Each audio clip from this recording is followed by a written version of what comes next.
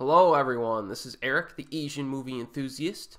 We're going to quickly go through my very small selection of anime television series here. There's a few reasons I think why it's so small. One reason is that I haven't been watching quite as many anime series in recent years with this YouTube channel, since it's been taking up a lot of my time. And in addition, I had a very rocky relationship with anime back in the day. I've been watching, a lot of international films for about maybe 12 years now, I think. And the first, 5 or 6, I used to sporadically watch anime, and I found it really hard to get on a hot streak with anime films or TV series. I would try to watch the ones that were highly recommended online, but a lot of the ones I chose early on were either good films or series that didn't live up to their hype, so they always left a little bit of disappointment, or films or series that I just did not like very much. At least one of which is in my collection, actually, still. So it was kind of like a rocky start. There were times where I would watch something and I would just get so frustrated with it that I just wouldn't watch any anime for 6 months after that, because it would just irritate me too much. And then there was a turning point. And I looked at my records, and that turning point was 2010. A very hot, sweltering summer week where I lived. Didn't want to go outside, so I made a trip to Best Buy, and I didn't have anything to watch that was new. And I blind bought 2 anime series, okay? The first one was Cowboy Bebop. Alright, now Cowboy Bebop, highly acclaimed. It's basically about bounty hunters aboard the spaceship Bebop who try to take down some bad guys and score some cash along the way. It's 26 episodes long. This is a boatload of fun here. This is really good stuff. It avoided a lot of the pitfalls and annoying aspects of some of the anime that I saw before it. There's lots of action. It's very well choreographed action in this anime. The animation quality is really good. Characters, very good development of the characters in this. And it has a really nice variety of episodes too. So Cowboy Bebop is very highly acclaimed, and I highly recommend this.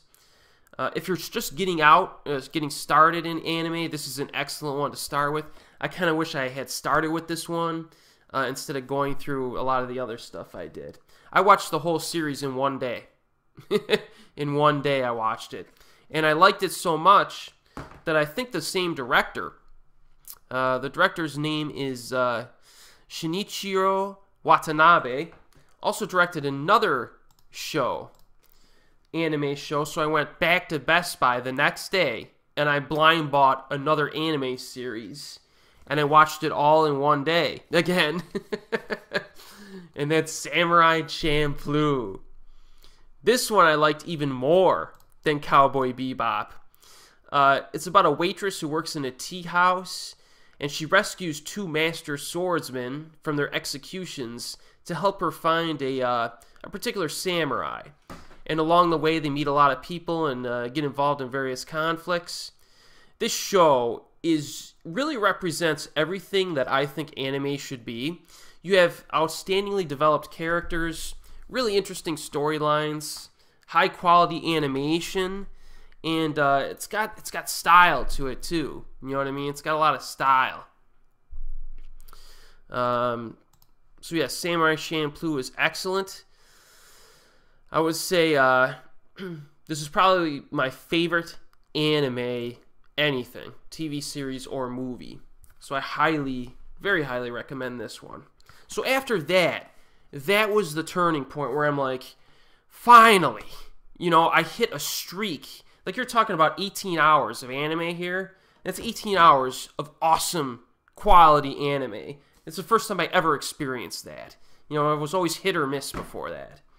So after that, I was like, all right, I finally got past, I'm a fan now, and I've had a lot better success after these 2 series.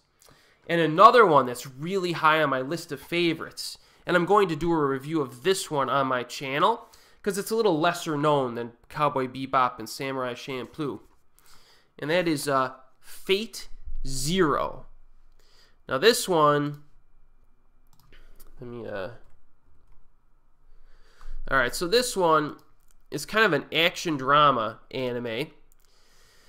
And it's a prequel to a series called Fate Stay Night. In this one, it's about a secret magical tournament held in Japan where 7 magicians known as masters summon servants or reincarnations of legendary souls and heroes from all across time. And they battle within the city.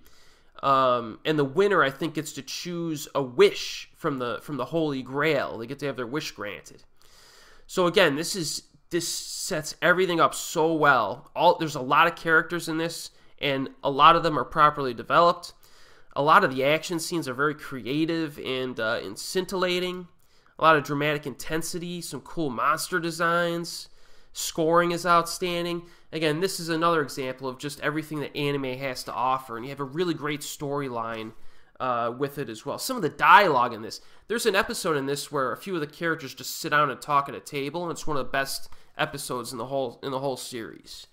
So FateZero, I'll have a review up in the near future, I think, since I rewatched this recently. And there's season 2, of course. I think these are the Malaysian DVD releases. Here's another one that's actually really interesting.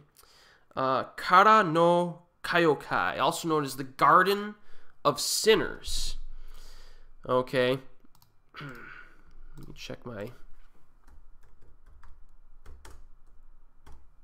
Now this one is this one is a series of OVAs. I think everything I've covered so far is television series. These are OVAs, so they're like original video animations that come out. They're almost like direct-to-DVD films, but there's a bunch of them in this. There's 8 of them, ranging from 30 minutes to 120 minutes in length. And they're essentially about 2 characters, a young woman who's gifted with the mystical eyes of death perception and her male friend, and they investigate mysterious deaths and strange events that may be caused by otherworldly beings. This is a very mature anime film. It's deliberately paced a lot of the time. Very complex script writing, intelligent script writing here. Character development, again, is top-notch. Great animation quality in this. Some gawk-worthy use of color. You actually may need to rewatch this a few times to get all of the details. And they went certain places with this lead woman character that I didn't expect them to go to. Like, even within the first few episodes, they infer something about her that's actually pretty edgy. And I was surprised that they went there. Very, very interesting series here. The Garden of Sinners. And I'm going to do a review of this one eventually as well. Alright, another anime that I thought was outstanding. And I have a review of this on my channel already. That is Hellsing Ultimate. And this is, I also have the original Helsing series, which was good, but I don't think it's as good as Hellsing Ultimate. And this is about, basically about a incredibly powerful vampire and a number of other human beings and otherworldly, otherworldly beings, I guess, who conflict. And Hellsing Ultimate is, again, a series of OVAs, separate films. I think there's 10 of them. And it's just unbelievable, man. Graphically violent, this one is. Some of the action is outstanding.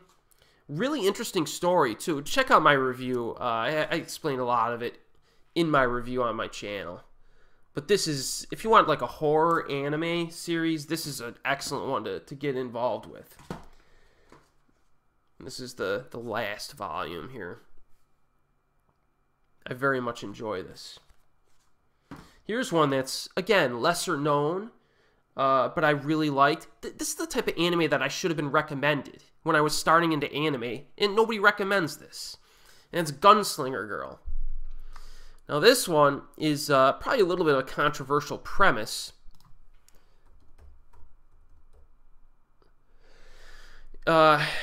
It's about little girls, almost preteens, who are taken in by a secret organization, given cybernetic components, brainwashed, and then used as cold-blooded assassins.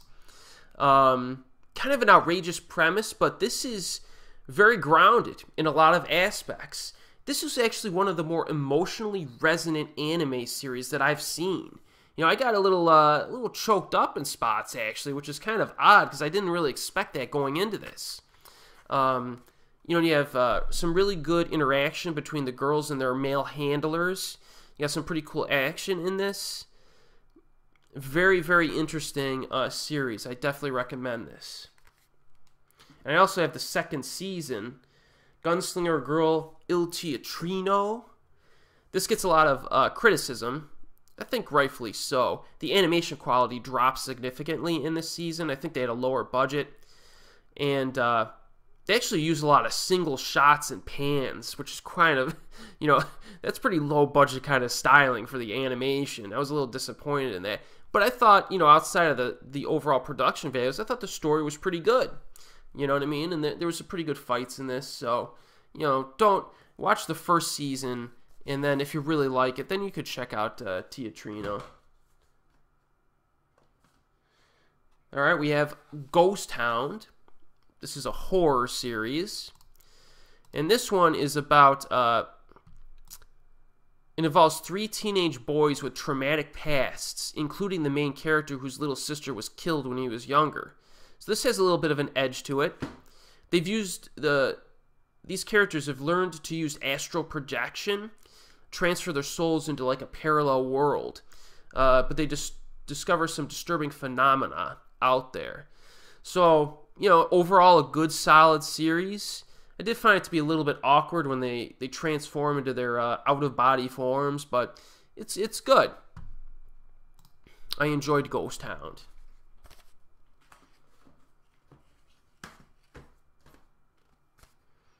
Now we got a crazy one, very short one, only 6 episodes, and that is Cooly, FLCL.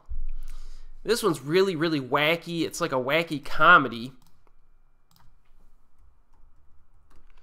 And it is quite highly acclaimed. Kind of difficult to describe this. It's so crazy. It's basically a coming-of-age story about a boy who meets a crazy girl, and he subsequently gives birth to giant robots out of his forehead.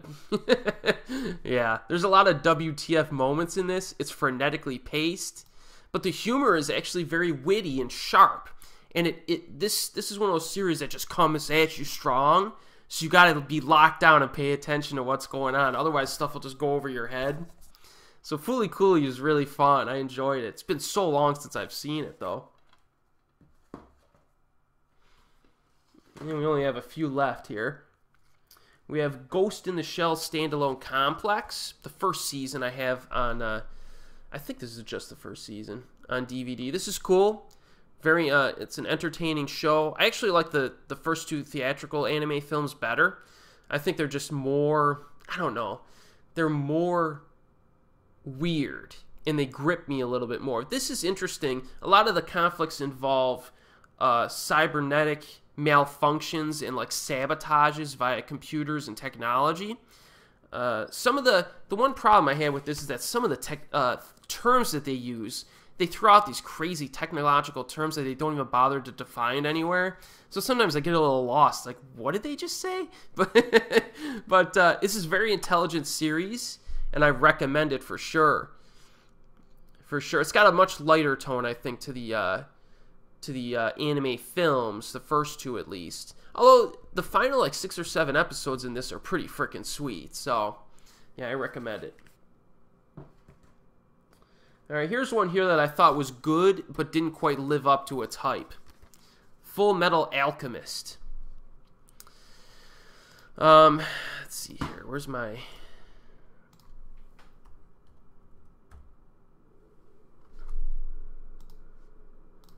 Where did I rate this here? Alright, this is pretty good. A young boy and his armored brother perform alchemy and seek out the Philosopher's Stone. It's quite episodic at first, and then it changes to it does include some more longer spanning storylines and villains a little later on. For such a highly acclaimed series, I didn't think the script in this was particularly good, to be honest with you. I was kind of expecting more from this. There was actually sections of this series that I just stopped caring about what was happening, which I was kind of disappointed in. Overall, though, it's pretty fun to watch. And, you know, I heard that there's another version of this one that was released later that some people think's better that I might watch eventually. I think Fullmetal Alchemist Brotherhood or something like that. But yeah, it's alright. It's, well, I shouldn't say alright. It's good. But one of the characters, this robot character, kind of got on my nerves. This guy's like the most useless, incompetent armored warrior you'll ever see. I don't know, he just got on my nerves after a while. I know it's like a little kid or whatever, but I don't know. it was good though. I have season 2 there as well. And here we go, the last one. I'm saving the least for last. Yeah. I'm sorry. Neon Genesis Evangelion. So I blind bought this based on reviews online, and I just did not like it. Did not like it. I think it's, you know, it's about this, you know, little kids who, you know, they control big robots that fight these like huge demonic angel things that come from a different dimension. You know, it tries to be real psychological, but I thought that this film or this series really lacked any kind of depth whatsoever. You know, it throws in like a lot of religious references and symbolism that just has no development at all. And the final few episodes in this, I mean, are just infuriating. I felt like throwing a brick through my television screen. The animation itself is quite good. There's some pretty good action in it, but I was kind of disappointed in that too. The characters, I don't know, they kind of, after a while, they just came off as kind of like self-pitying crybabies most of the time. So, I don't know, man. I mean, I do think that this is something that I would be willing to give a second chance to at a later time. And occasionally I'll have you know, the craving to give it a second chance. Because a lot of times I'll like something better after seeing it a second time. But, you know, and I watched this when I was just getting into anime too, so maybe I'll like it better the second time. But this was such a huge disappointment, and it pissed me off so much at what it was, how much it failed to do what it was trying to do, that I just didn't even watch anime for like 6 or 7 months after watching this. So, yeah, I know it's very highly acclaimed. A lot of people like it, but I don't. I'm sorry, I gotta be real with you, man. So that's it for my quite small and pathetic anime TV series collection. But again, just like my K-dramas and J-dramas, I'm trying to, you know, expand, at least accumulate some of my favorites that I've watched over the years so they're in my collection. So, all right, so that's my basic legacy DVD collection for you. So then, you know, when I get cracking on the addendum videos soon, so all the new stuff that I bought over the past handful of months, and there's some good stuff. So be kind. Don't rip me a new one for the anime video, and I will see you next time.